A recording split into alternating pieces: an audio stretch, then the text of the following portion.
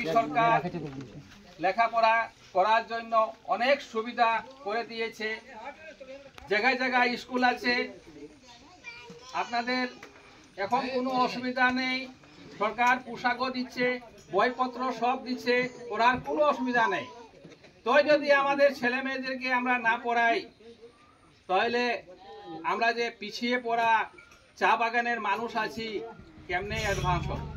যখন আমাদের ভিতরে শিক্ষা আসবে, তখনই আমরা সামনে অ্যাডভান্স হতে পারবো। আমাদেরকে শিক্ষা খুব দরকার। শিক্ষা হলেও যে কোনো সমাজ দেখবেন আজকে যার শিক্ষা আছে, শিক্ষা দীক্ষা যারা পাইছে, তারাই অ্যাডভান্স হচ্ছে। শিক্ষা আমাদের খুব দরকার। আর একটা কথা হলো, আমাদের চা বাগান থেকে মদকে একবারে বর্জিত করতে হবে। এই যে আমাদের কথার উপরে আজকে ফাংশন, আজকে হোলি, আজকে হোটা, আজকে এটা আমাদের মদ কিন্তু আমাদের সমাজের কোনো কি নাই।